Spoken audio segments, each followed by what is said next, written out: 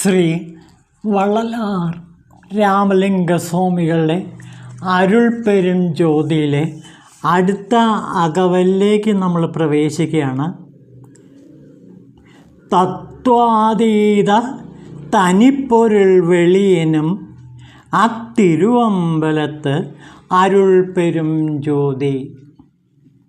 ആ തിരുവമ്പലത്ത് പ്രകാശിക്കുന്ന അരുൾപ്പെരും ജ്യോതി ഏതിനും അപ്പുറം തത്വാതീത തനിപ്പൊരുൾ വെളിയനും തത്വാതീത തനിപ്പൊരുളിനും അപ്പുറത്ത് നിൽക്കുന്ന തനിപ്പൊരുളാണ് ഈ അരുൾപ്പെരും ജ്യോതി. അതായത് ജീവനെ 96 തത്വങ്ങൾ ബന്ധനസ്ഥനാക്കിയിട്ടിരിക്കുന്നു.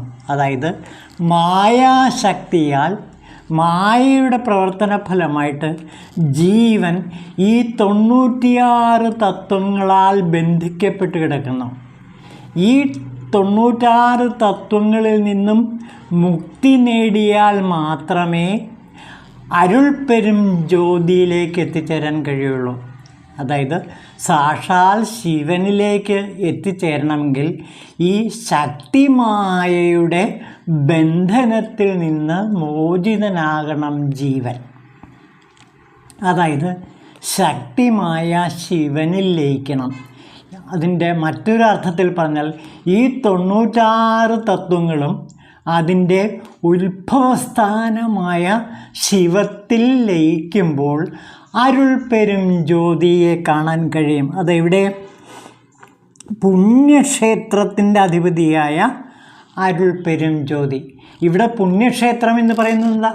ജീവൻ എന്ന ക്ഷേത്രമാണ്, ശരീരം എന്ന പുണ്യക്ഷേത്രം.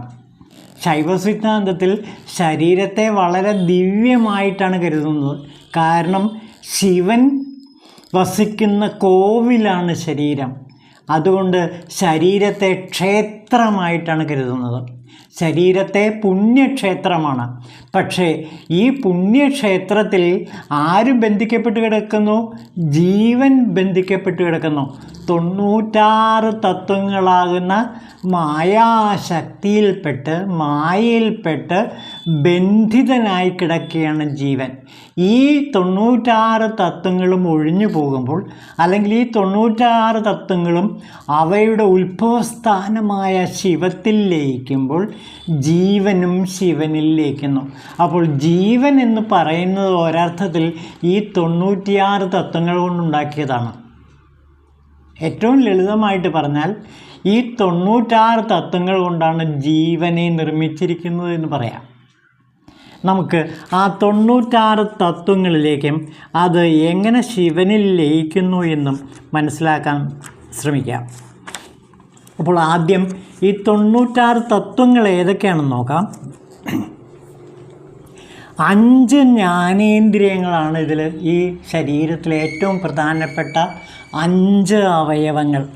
അതായത് ചെവി, പിന്നെ ത്വക്ക്, നാക്ക്, മൂക്ക്, കണ്ണ്. ഈ 5നെയുമാണ്, ഈ 5 ഇന്ദ്രിയങ്ങളെയും പഞ്ചേന്ദ്രിയങ്ങളെയാണ് ജ്ഞാനേന്ദ്രിയങ്ങൾ എന്ന് പറയുന്നത്. പിന്നെ കർമ്മേന്ദ്രിയങ്ങൾ 5 എണ്ണം ഉണ്ട്. കയ്യ്, കാല്, നാക്ക്, ഗുദം, ഉപസ്ഥം. പിന്നെ ജ്ഞാനേന്ദ്രിയ വിഷയങ്ങൾ 5 ഉണ്ട്. രൂപം, ശബ്ദം, ഗന്ധം, രസം, സ്പർശം. പിന്നെ പഞ്ചഭൂതങ്ങളാൽ നിർമ്മിതമാണ് നമ്മുടെ ശരീരം. ഏതൊക്കെ? പൃഥ്വി, അതായത് ഭൂമി, ജലം, ആകാശം, പിന്നെ അഗ്നി, വായു.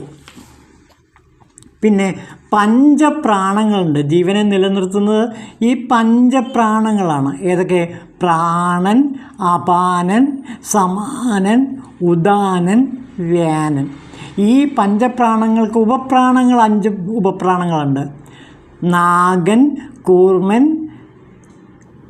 കുഹസ്ലൻ, ദേവദത്തൻ, ധനഞ്ജയൻ. പിന്നെ മരിക്കുമ്പോൾ ഈ 10 പ്രാണങ്ങളിൽ 9 പ്രാണങ്ങളിൽ നമ്മൾ ശരീരത്തെ വിട്ടു പോകും. 10ാമത്തെ പ്രാണനാണ് ഉപപ്രാണനാണ് ധനഞ്ജയൻ. ഈ ധനഞ്ജയൻ ശരീരത്തിൽ തന്നെ കുടികൊള്ളും. അതുകൊണ്ടാണ് ഹിന്ദുക്കൾ ശരീരത്തെ ദഹിപ്പിക്കുന്നതിലൂടെ ശരീരത്തിൽ നിന്ന് ഈ ധനഞ്ജയ വായുവും അപ്രത്യക്ഷമാകുന്നു. അതാണ് മരണാനന്തരത്തിന് സമയത്ത് ശരീരത്തെ ദഹിപ്പിക്കാനുള്ള കാരണം. പിന്നെ ഷഡാധാരങ്ങളുണ്ട്. മൂലാധാരം, സ്വാധിഷ്ഠാനം, മണിപൂരകം, അനാഹതം, കുകുലൻ, വിശുദ്ധി, ആജ്ഞ, ഇങ്ങനെയുള്ള ചക്രങ്ങളുണ്ട്. ആകെ 36 തത്വങ്ങളാണ് ശരീരത്തിലെ ഏറ്റവും പ്രധാനപ്പെട്ട തത്വങ്ങൾ. 36 തത്വങ്ങൾ: ജ്ഞാനേന്ദ്രിയങ്ങൾ, കർമ്മേന്ദ്രിയങ്ങൾ, ജ്ഞാനേന്ദ്രിയ വിഷയങ്ങൾ, പഞ്ചഭൂതങ്ങൾ, പഞ്ചപ്രാണങ്ങൾ, ഉപപ്രാണങ്ങൾ, പിന്നെ ഷഡാധാരങ്ങൾ, അങ്ങനെ 36 തത്വം. അതിൻ്റെ കൂടെ പിന്നെയും 60 തത്വങ്ങൾ വേറെയുമുണ്ട്. കർമ്മേന്ദ്രിയ വിഷയങ്ങൾ 5 എണ്ണമുണ്ട്. വചനം, ദാനം, ഗമനം, വിസർഗം, ആനന്ദം. പിന്നെ പഞ്ചകോശങ്ങൾ, അത് അന്നമയം, പ്രാണമയം, മനോമയം, ജ്ഞാനമയം, ആനന്ദമയം. പിന്നെ സപ്തധാതുക്കൾ: രസം, രക്തം, മാംസം, മേധസ്, അസ്ഥി, ശുക്ലം, മജ്ജ. പിന്നെ അഷ്ടകാരണങ്ങളുണ്ട്: മനസ്സ്, ചിത്തം, ബുദ്ധി, അഹങ്കാരം, സങ്കല്പം, നിശ്ചയം, അവധാരണം, അഭിമാനം. അത് 8 തത്വങ്ങളാണ്. പിന്നെ അഷ്ടകഷ്ടങ്ങളുണ്ട്: കാമം, ക്രോധം, ലോഭം, മോഹം, മദം, മാത്സര്യം, ഡംഭം, അസൂയ. പിന്നെ നാഡിത്രയങ്ങളുണ്ട്. ഇട, അത് 3 എണ്ണമാണ്. ഇട, പിംഗള, സുഷുമ്ന. ഏറ്റവും പ്രധാനപ്പെട്ട 3 നാഡികളാണ് ഇട, പിംഗള, സുഷുമ്ന. ഇടകലയിലൂടെയും പിംഗളയിലൂടെയും സുഷുമ്നയിലൂടെയുമാണ് നമ്മുടെ പ്രാണൻ, അതായത് ശ്വാസവായു മുകളിലേക്കും താഴേക്കും പോകുന്നത്. അതിൽ ഏറ്റവും ഉന്നതമായ ആത്മീയ മാർഗത്തിൽ, ശിവമാർഗത്തിൽ സഞ്ചരിക്കുന്നവർ സാധാരണ ഇട, പിംഗലകളെ സമീകരിച്ച് സുഷുമ്നയിലൂടെയാണ് പ്രാണവായുവിനെ ഉൾനടത്തുന്നത്. അതാണ് ശിവമാർഗത്തിൻ്റെ പ്രത്യേകത. പിന്നെ മണ്ഡലത്രയം: അഗ്നി, സൂര്യൻ, ചന്ദ്രൻ. ഈ അഗ്നി, സൂര്യൻ, ചന്ദ്രൻ നമ്മുടെ 2 കണ്ണുകളും, അതേപോലെ തന്നെ അഗ്നിയും സൂര്യനും, പിന്നെ ചന്ദ്രൻ എന്നുള്ളത് 3-ാം കണ്ണാണ്. അപ്പോൾ അഗ്നി, സൂര്യൻ, ചന്ദ്രൻ എന്നുള്ളത് നമ്മുടെ 2 കണ്ണുകളും, 3-ാമത്തെ കണ്ണായ ചന്ദ്ര നാഡി, അത് തൃക്കണ്ണായിട്ട് നമുക്ക് സങ്കല്പിക്കാം. പിന്നെ ത്രിദോഷങ്ങൾ: വാതം, പിത്തം, കഫം. ഏഷണാത്രയങ്ങൾ 3 എണ്ണമുണ്ട്: പുത്രേഷണ, പിന്നെ വിത്തേഷണ, ധാരേഷണ. മനുഷ്യനെ മായ എപ്പോഴും കൊടുക്കുന്നത് ഈ 3 ഏഷണത്രയത്തിലാണ്. പുത്രന് വേണ്ടിയുള്ള, കുഞ്ഞിന് വേണ്ടിയുള്ള ആഗ്രഹം, പിന്നെ വിത്തം, പണത്തിന് വേണ്ടിയുള്ള, ധനത്തിന് വേണ്ടിയുള്ള, സമ്പത്തിന് വേണ്ടിയുള്ള ആഗ്രഹം, പിന്നെ ധാരേഷണ, സ്ത്രീക്ക് വേണ്ടിയുള്ള ആഗ്രഹം. പിന്നെ അവസ്ഥാത്രയം: ജാഗ്രത്, സ്വപ്ന, സുഷുപ്തി. പിന്നെ ത്രിമൂർത്തികൾ: ബ്രഹ്മാവ്, വിഷ്ണു, രുദ്രൻ. പിന്നെ താപത്രയം: ആദി ഭൗതികം, ആധ്യാത്മികം, ആദി ദൈവികം. പിന്നെ ദേഹത്രയം: സ്ഥൂല, സൂക്ഷ്മ, കാരണ ശരീരങ്ങൾ. ഇങ്ങനെ ആകെ ഇത് 96 തത്വങ്ങൾ. ഈ 96 തത്വങ്ങളാണ് മനുഷ്യ ശരീരത്തിൽ കുടികൊള്ളുന്നത്. ഈ 96 തത്വങ്ങളും എവിടെ ലയിക്കണം? അതിൻ്റെ ഉത്ഭവസ്ഥാനമായ ഈ അരുൾപ്പെരും ജ്യോതിയിൽ ലയിക്കണം. അരുൾപ്പെരും ജ്യോതി എന്ന് പറഞ്ഞാൽ ശിവജ്യോതിയാണ്. അപ്പോൾ ശിവജ്യോതിയിൽ ഈ 96 തത്വങ്ങളും ലയിക്കണം. മറ്റൊരു ഭാഷയിൽ പറഞ്ഞാൽ ശക്തി ശിവനിൽ ലയിക്കണം. ശക്തിമായയാണ് ഈ 96 തത്വങ്ങൾ. ആ ശക്തിമായയുടെ ചിത്രമാണ് ഈ 96 തത്വങ്ങളുടെ മനുഷ്യനിൽ പ്രവർത്തിച്ചു കൊണ്ടേയിരിക്കുന്നത്. ഈ 96 തത്വങ്ങളെയും അധിഗമിച്ചുകൊണ്ട്, അഥവാ ഈ 96 തത്വങ്ങളെയും അതിൻ്റെ മൂലസ്ഥാനമായ ശിവത്തിൽ ലയിപ്പിച്ചാൽ അരുൾ പെരും ജ്യോതി എപ്പോഴും പ്രകാശിക്കുന്നതായിട്ട് നമുക്ക് അനുഭവപ്പെടും. അപ്പോൾ ഈ 96 തത്വങ്ങൾക്കും അപ്പുറം കിടക്കണം. അതാണ് ഇവിടെ പറയുന്നത്. 96 തത്വങ്ങൾക്കും അപ്പുറം, അതായത് 96 തത്വങ്ങൾക്ക് അതീതമായ യഥാർത്ഥ സത്യാകാശമായ ആ പുണ്യക്ഷേത്രത്തിൻ്റെ അധിപതിയായ അരുൾ പെരും ജ്യോതി എന്നാണ് പറയുന്നത്. അപ്പോൾ ശരീരമാകുന്ന പുണ്യക്ഷേത്രത്തിൻ്റെ അധിപതിയാണ് ഈ അരുൾ പെരും ജ്യോതി. അതായത് മായയെ ശിവത്തിൽ ലയിപ്പിക്കുമ്പോൾ, അതിൻ്റെ ഉത്ഭവസ്ഥാനമായ ശിവത്തിലേക്ക് ചെന്ന് ചേരുമ്പോൾ മാത്രമാണ് ഈ 96 തത്വങ്ങളും ശിവതത്വങ്ങളായി മാറുന്നത്. അപ്പോൾ കണ്ണിൻ്റെ കണ്ണായ ശിവനായി മാറും. ചെവിയുടെ ചെവിയായ ശിവനായി മാറും. അങ്ങനെ 96 തത്വങ്ങളും ശിവമയമായി തീരും. അതായത് മായാതത്വങ്ങൾ ശിവതത്വങ്ങളായി രൂപാന്തരം പ്രാപിക്കുമ്പോഴാണ് ഒരു മനുഷ്യൻ ശിവനായി മാറുന്നത്. ഈ 96 തത്വങ്ങൾക്കും അതീതമായിട്ട്, അതിനും അപ്പുറത്തേക്ക് യഥാർത്ഥ സത്യാകാശമായ ശരീരത്തിൻ്റെ പുണ്യക്ഷേത്രത്തിൻ്റെ അധിപതിയായ അരുൾ പെരും ജ്യോതി നിത്യമായി പ്രകാശിച്ചു കൊണ്ടിരിക്കുന്നു. അപ്പോൾ നമ്മൾ ഈ അരുൾ പെരും ജ്യോതിയാണ് എപ്പോഴും കണ്ടുകൊണ്ടേയിരിക്കേണ്ടത്. അതിനെന്ത് വേണം? മായയാകുന്ന ശക്തിയെ, ആ ശക്തികൂടത്തെ ശിവകൂടത്തിൽ ലയിപ്പിക്കണം. അപ്പോൾ ശിവശക്തികൂടമായി രൂപാന്തരപ്പെടും. അതോടെ ശരീരം അർദ്ധനാരീശ്വര സങ്കല്പത്തിലേക്ക് എത്തിപ്പെടും. ഇത് കൂടുതൽ മനസ്സിലാക്കാൻ വേണ്ടിയിട്ട് തിരുമൂലരുടെ തിരുമന്ത്രത്തിലെ 4-ാം തന്ത്രത്തിലെ ഒരു മന്ത്രം പരിശോധിച്ചാൽ ഈ രംഗം കൂടുതൽ വിശദമാകും. ചൊല്ലവൊണ്ണാത അളർപ്പൊതി മണ്ഡലം ചെല്ലവൊണ്ണാതു തികൈത്തങ്ങിരിപ്പറുകൾ വെല്ലവൊണ്ണാത വിനയ്ത്തനി നായകി മലിലവൊണ്ണാത മനോന്മണി താനേ. അപ്പോൾ നമ്മുടെ ശരീരത്തിൽ കുടികൊള്ളുന്ന ഈ മായാശക്തിയെക്കുറിച്ചിട്ടാണ് തിരുമൂലർ പറയുന്നത്. നോക്കൂ, വിവരിച്ചു ചൊല്ലുവാനാകാത്ത വിധം ജീവനിൽ തങ്ങിയിരിക്കുന്ന കാമാദിമോഹങ്ങൾ നിറഞ്ഞ അവസ്ഥാത്രയങ്ങളിലായി ജീവൻ പാഞ്ഞു നടക്കുകയാണ്.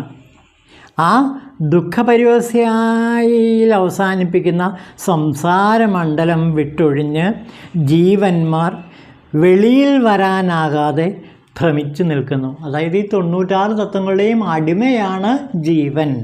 അതിൻ്റെ ബന്ധനത്തിൽപ്പെട്ട് കിടക്കുകയാണ് ജീവൻ. മനോബുദ്ധി അഹങ്കാര ചിത്തങ്ങളുടെയൊക്കെ ബന്ധനത്തിൽപ്പെട്ട് കിടക്കുകയാണ് ജീവൻ. ഇപ്രകാരം എല്ലാ ജീവനെയും അവസ്ഥാത്രയങ്ങളിൽ തളച്ചിട്ട് പഞ്ചാഗ്നി മണ്ഡലത്തിൽ വരട്ടിയെടുക്കുന്ന മഹാശക്തി കൊണ്ട തനി നായികയാണ് ശക്തി ദേവി. അജ്ഞാനമായയിൽ തിളച്ച് ജീവൻ്റെ സംസാരമണ്ഡലത്തിൽ ഭ്രമിച്ചു നടക്കുന്നവർക്ക് അവളോട് മല്ലിട്ട് ജയിക്കാനാകാത്ത വിധം ശക്തി കൊണ്ട മനോന്മണിയാണ് അവൾ. അപ്പോൾ ശക്തി മായയാണ് നമ്മെ ഭരിച്ചുകൊണ്ടിരിക്കുന്നത്. അതുകൊണ്ട് പഞ്ചഭൂതങ്ങൾ, പഞ്ചവിഷയങ്ങൾ, പഞ്ചേന്ദ്രിയങ്ങൾ, പഞ്ചപ്രാണന്മാർ, മനസ്സ്, രാഗാദി വികാരങ്ങൾ, ബുദ്ധി, ചിത്തം, അഹങ്കാരം, ത്രിഗുണങ്ങൾ തുടങ്ങിയ 96 തത്വങ്ങളിൽ മഹാമായയെ കണ്ട് അതിൽ മയങ്ങുന്ന അജ്ഞാനമായ ജീവൻ അവസ്ഥാത്രയം എന്ന 3 അറകളിൽ അടഞ്ഞ ഒരു മെരുകിനെ പോലെയാണ്. കാരണം അത് മായയിൽ ഭ്രമമർന്ന് ജാഗ്രത സ്വപ്ന സുഷുപ്തിവസ്ഥകളെന്ന അറകളിൽ മാറി മാറി പാഞ്ഞുകൊണ്ടിരിക്കും. ശക്തി മായയുടെ കടാക്ഷം ഏറ്റുവാങ്ങാത്ത ജീവന്മാരെ ജാഗ്രത സ്വപ്ന സുഷുപ്തി അവസ്ഥകളുടെ അതിരുകൾക്കപ്പുറം കടത്തിവിടാതിരിക്കത്തക്ക വിധം ശക്തിയാകുന്നവളാണ് ശക്തി ദേവി. അപ്പോൾ ഈ ശക്തി ദേവി എന്താണ്? ജാഗ്രത് സ്വപ്ന സുഷുപ്തി തലങ്ങളിലേക്ക് നമ്മുടെ ജീവനെ അങ്ങോട്ടും ഇങ്ങോട്ടേക്കും ഒരു മെരുവിനെ പോലെ ബന്ധിച്ചിട്ടിരിക്കുകയാണ്. ഈ മെരുകിന് 3 അറകളിലോടാം: ജാഗ്രത് സ്വപ്ന സുഷുപ്തി. അതിനപ്പുറത്തേക്ക് കിടക്കാൻ പറ്റില്ല. അവിടെ ബന്ധിതനായി കിടക്കുകയാണ് ജീവൻ. ഈ 3 അറകളെയും കടന്നിട്ട് 4മത്തെ തലമുണ്ട്. അതാണ് ചിതാകാശവെളി, സ്വാതന്ത്ര്യത്തിൻ്റെ ചിതാകാശം. ആ ചിതാകാശത്തിലേക്ക് ജീവൻ പറക്കണം. അപ്പോൾ ഈ ശക്തിദേവിയാകുന്ന ജീവൻ ജീവനെ ബന്ധിക്കപ്പെട്ടിരിക്കുന്ന ശക്തിദേവി ഈ ബന്ധനങ്ങളെയെല്ലാം ഇല്ലാതാക്കുന്ന എപ്പോഴാണ്? ഈ 3 അറകളെയും ഭേദിച്ച് 4മത്തെ ചിതാകാശ വെളിയിലേക്ക് എത്തുമ്പോഴാണ്. അങ്ങനെ ശക്തിദേവി ശിവനുമായി ലയിച്ചു ചേരുന്നു. മറ്റൊരർത്ഥത്തിൽ പറഞ്ഞാൽ മൂലാധാരത്തിലും അതേപോലെ മണിപൂരകത്തിലുമെല്ലാം തന്നെ നിദ്രാണമായി കിടക്കുന്ന ഈ ശക്തിദേവി ഉണർന്ന് സുഷുമ്ന നാഡി വഴി സഹസ്രാരത്തിലെ ശിവനുമായി മേളിക്കുന്നു. അങ്ങനെ ശക്തി ശിവമേളനം നടക്കുന്നു. ആ ശക്തി ശിവമേളനത്തിൻ്റെ അഗ്നിജ്വാലയാണ് അരുൾ പെരും ജ്യോതി. അപ്പോൾ അരുൾ പെരും ജ്യോതി എന്നുള്ളത് ശക്തി ശിവ ലയനത്തിൻ്റെ ആ മഹോന്നതമായ താണ്ഡവ ആനന്ദ നൃത്തമാണ് നമ്മുടെ ശിരസിൽ എപ്പോഴും നടന്നുകൊണ്ടിരിക്കുന്നത്. ഈ ചിതാകാശ വെളിയിലെ ഈ ആനന്ദ താണ്ഡവം കാണാൻ ആർക്കാണോ കഴിയുന്നത് അവർ ഈ നിത്യപ്രകാശമായ ജ്യോതിയിൽ തന്നെ എപ്പോഴും ശ്രദ്ധിച്ചുകൊണ്ടേയിരിക്കും. അയാൾ കാണുന്നതെല്ലാം തന്നെ അരുൾ പെരും ജ്യോതിയാണ്. ഈ പ്രപഞ്ചത്തിൽ എന്തൊക്കെ കാണുന്നുവോ, എന്തൊക്കെ അനുഭവിക്കുന്നുവോ, എന്തൊക്കെ രുചിക്കുന്നുവോ, എന്തൊക്കെ മണക്കുന്നുവോ എല്ലാം അരുൾ പെരും ജ്യോതിയായി ആ സാധകന് അനുഭവപ്പെടും. ഇതാണ് ജീവൻ്റെ രഹസ്യം. ഇതാണ് ജീവൻ്റെ പ്രയാണമാർഗം.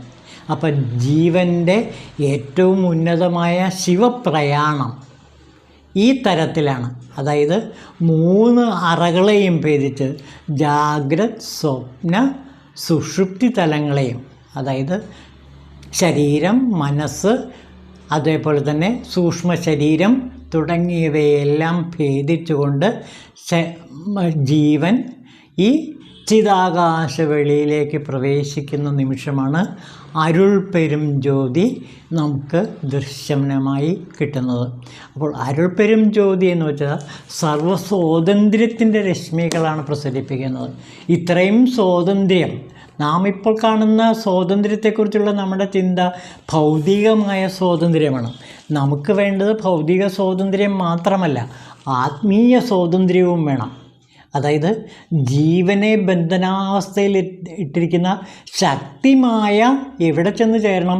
ആ 3 അറകളിൽ നിന്ന് മോചിതനായിട്ട് അത് ശിവ സംഭവത്തിലേക്ക് എത്തിച്ചേരണം. അങ്ങനെ ശിവലോകവുമായി ഒന്നിക്കണം. അപ്പോൾ മർത്യലോകം ശിവലോകവുമായി ഒന്നിക്കുന്നതാണ് ഈ അരുൾ പെരും ജ്യോതി. അപ്പോൾ മർത്യലോകം, അതായത് ഈ ഭൂലോകം ശിവലോകവുമായിട്ട് ഒന്നായി ചേരുമ്പോൾ അത് എന്തായിത്തീരുന്നു? അരുൾ പെരും ജ്യോതിയായി മാറുന്നു. അരുൾ പെരും ജ്യോതി, അരുൾ പെരും ജ്യോതി, തനിപ്പെരും കരുണൈ അരുൾ പെരും ജ്യോതി. ഈ മന്ത്രസാധനയിലൂടെ ഒരു സാധകൻ ശിവലോകത്തിലേക്കാണ്, ശിവയോഗത്തിലേക്കാണ് എത്തിച്ചേരുന്നത് എന്ന് അറിയുക. ഓം ശിവായ നമഃ.